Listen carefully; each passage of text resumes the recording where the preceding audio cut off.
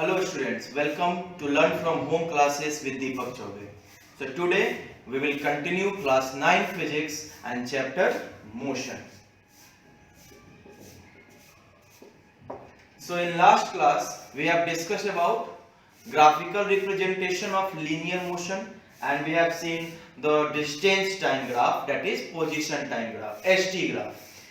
Okay, today we will discuss velocity time graph. Velocity time graph means VT graph. It is also called VT graph. Velocity time graph को हम लोग speed time graph भी बोल सकते हैं क्योंकि linear motion है, तो लीनियर मोशन में स्पीड वेलोसिटी को हम लोग सेम मानेंगे. So look here, velocity time graph. In this graph, velocity is taken on y-axis and time is taken on x-axis. एक ऐसे ग्राफ बनाएंगे हम लोग, vertical and horizontal line. This is x, and here we have to represent time. Okay, and on y-axis we have to represent velocity. So in velocity time graph, VT graph, time is on x-axis and velocity is on y-axis. Okay, so what is the use of this graph? It is used to find, look here, number first, instantaneous velocity. सबसे पहला इससे हम लोग क्या निकाल सकते हैं, instantaneous. हम लोग वेलोसिटी और टाइम के बीच का रिलेशन निकालेंगे तो इसमें हम लोग को पता क्या चलेगा, इंस्टैंटेनियस वेलोसिटी और instantaneous speed we can consider. Second, acceleration of a body, and third total distance covered. Total distance covered. So three quantity we can find out with the help of velocity time graph: instantaneous speed or velocity, acceleration of a body, and total distance covered by a body, moving body. Okay, so let's see how can we find out the instantaneous, acceleration and total distance. Suppose I am taking one question here.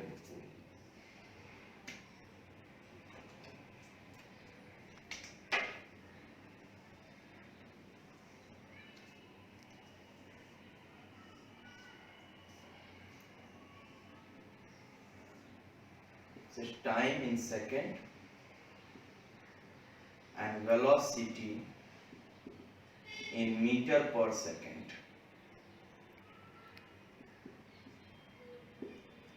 Zero 10,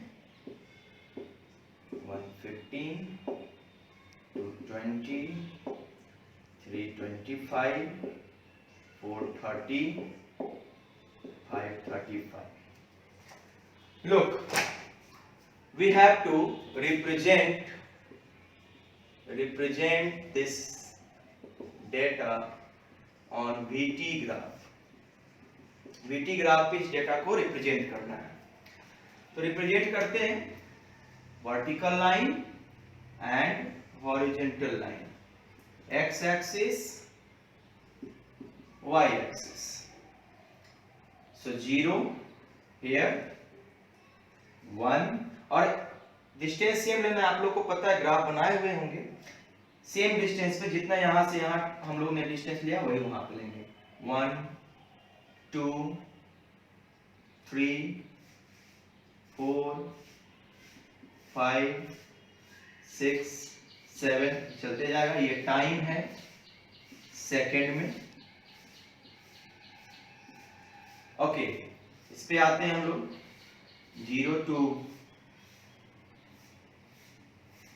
5, 10, 15, 20, 25, आगे आते हैं 30,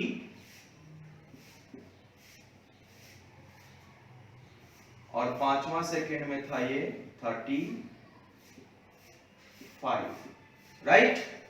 इस तरीके से अब यहां पे करेंगे क्या कि 0 सेकेंड में 10, यानी मेरा वेलोसिटी जो है यहां पे था, यानी इनिशियल वेलोसिटी बॉडी का कहां है, 10 पे है। 1 में सेकेंड के बाद इसका वेलोसिटी 15 हो गया। इट मींस 15 से परपेंडिकुलर लाइन और 1 से परपेंडिकुलर लाइन को जहां मिलेगा वो होगा मेरा।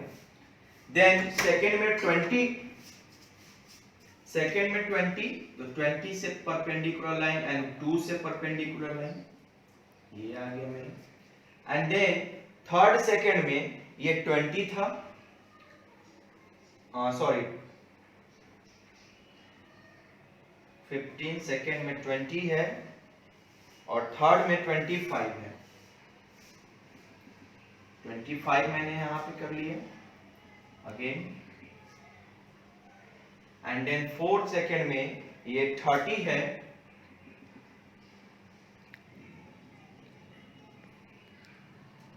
एंड देन फिफ्थ सेकेंड में ये 35 है। आप लोग स्केल का यूज कीजिएगा। स्केल डिस्टेंस और दोनों के बीच का गैप एकदम सेम होना चाहिए हर जगह, ठीक है। मैं हाथ से बना रहा हूं तो ये रफ एक स्केच है y, और ये हम लोग का वेलोसिटी है मीटर पर सेकेंड में। ओके, नाउ इन सबको हम लोग मिला देते हैं। सपोज ये पॉइंट A है, ये B है, ये C, D, E, F। Very easy, graph हम लोग का बन गया। नाउ अगर इसमें क्वेश्चन पूछे, जैसे हम लोग how can we find the instantaneous, अगर कोई पूछे व्हाट इज द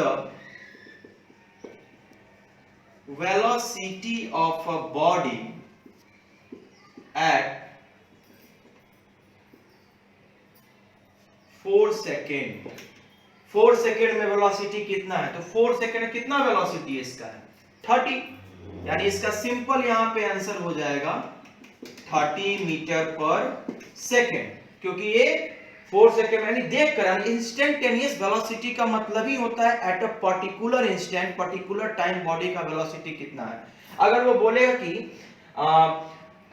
3 सेकेंड में कितना है, तो 3 सेकेंड में उसका वेलोसिटी कितना है 25 है। 4 सेकेंड में देख लेंगे 30 है, 5th सेकेंड में 35 है, यानी जो पर्टिकुलर टाइम में उसका क्या वेलोसिटी है, दैट इज इंस्टेंटेनियस वेलोसिटी।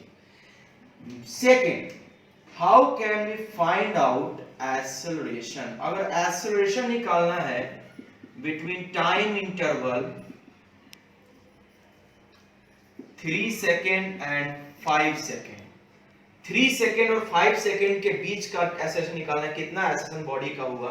तो अभी यहां देखेंगे हम लोग एक्सेलरेशन निकालने के लिए vt ग्राफ का होता है a equal to slope of vt graph, slope of vt graph, यानी st ग्राफ यानी पोजीशन टाइम ग्राफ का स्लोप स्पीड का वैल्यू देता था, यहां पे vt ग्राफ का स्लोप जो है वो एक्सेलरेशन का वैल्यू देगा।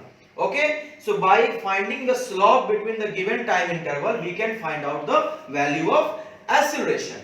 So look here, slope of vt graph then between 3 second and 5 second, 3 second d है and 5 second कहाँ है f।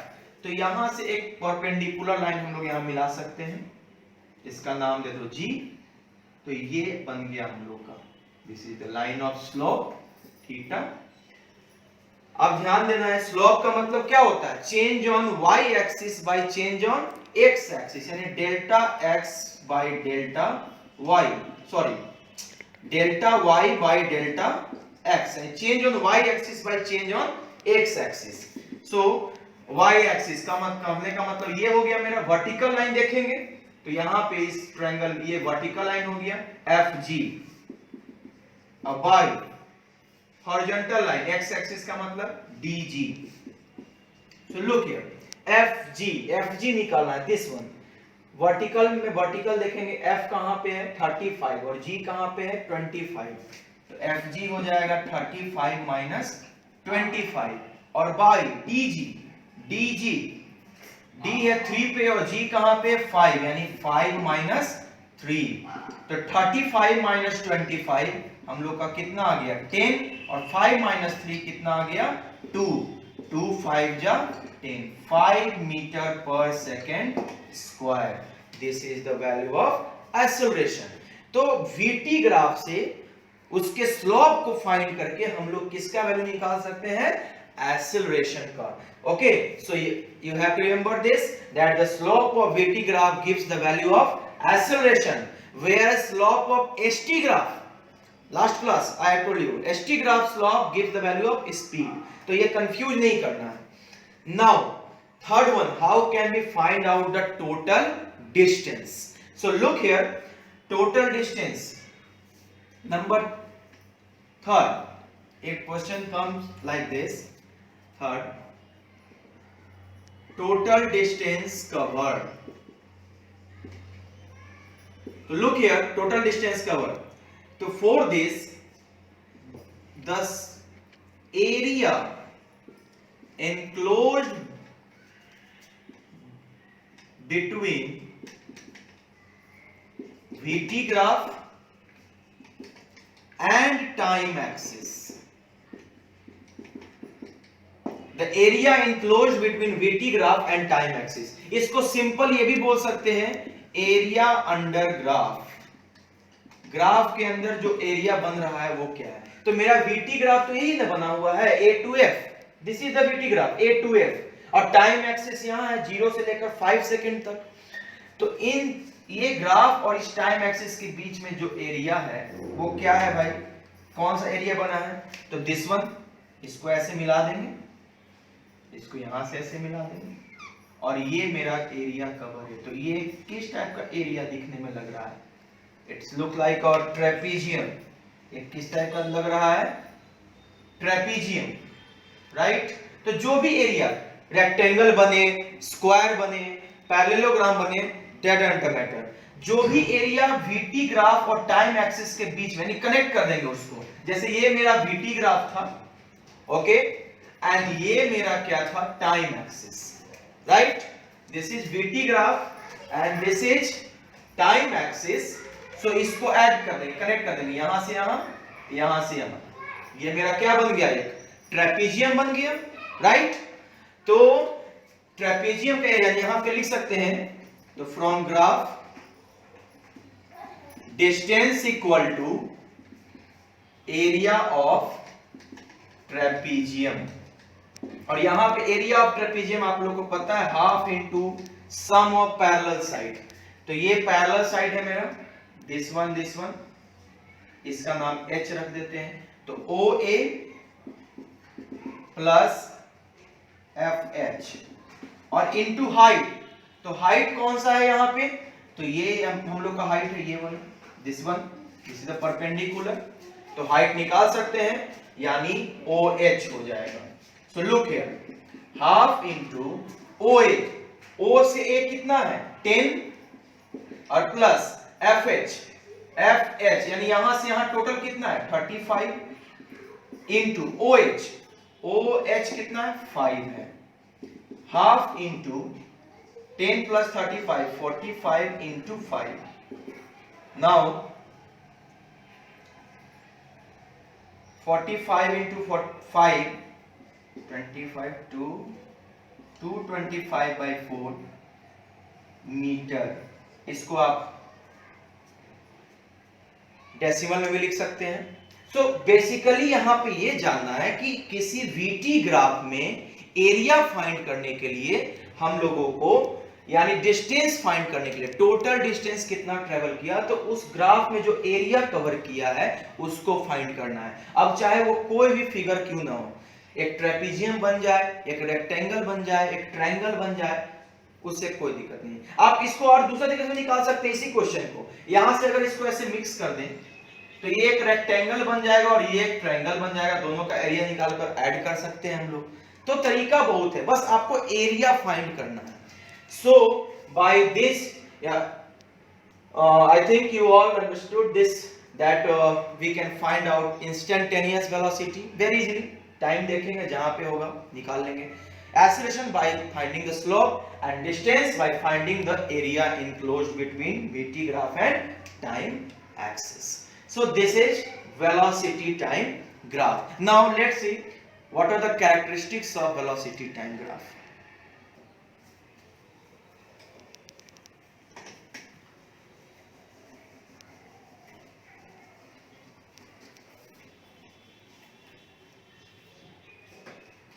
Next, characteristics of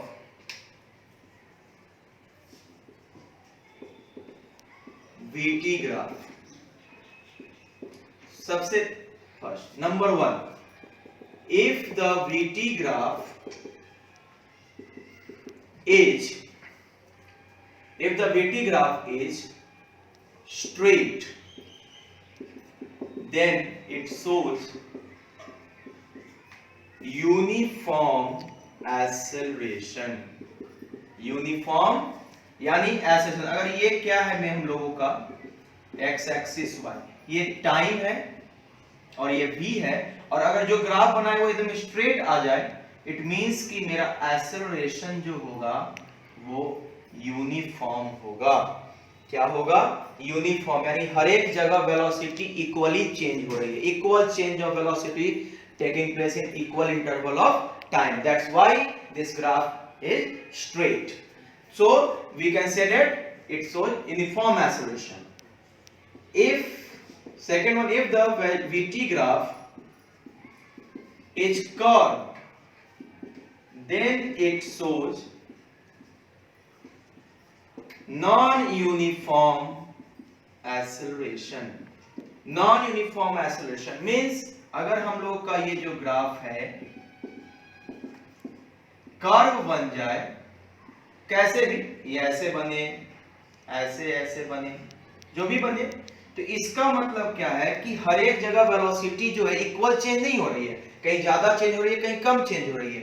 यानी इस कंडीशन में जो मेरा एक्सेलरेशन होगा वो नॉन यूनिफॉर्म होगा, क्योंकि equal change of velocity not taking place in equal interval of time. So this so non-uniform acceleration. And third, if the VT graph is straight, अगर VT graph क्या है? Straight है, it means body moving with uniform speed or velocity, uniform motion.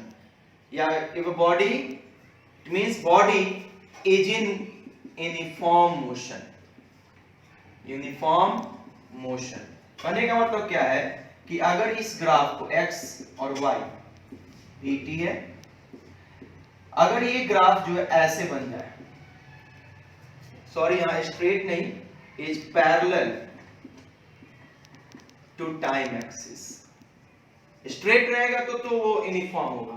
Parallel to time axis, parallel to time axis, it means the body uniform motion. अगर ये parallel है, इसका मतलब क्या है कि एक्सेलरेशन है ही नहीं, बॉडी एक ही स्पीड से, एक ही वेलोसिटी से चलते जा रही है, there is no change in velocity taking place, that's why acceleration is zero, and it means that body moving with uniform speed, it means uniform motion. So these are the characteristics of velocity time graph. So student, today we have discussed velocity time graph, gives three quantity: instantaneous speed or velocity, distance, total distance, and acceleration. And if it is in straight, uniform acceleration, curve, non-uniform acceleration, and if it is parallel to time axis, it means zero acceleration, uniform body moving with uniform motion. So in next class we will discuss the verification of equation of motion by graphical method. So for today that's it. If you have any problem, you can ask me in the inbox. Thank you.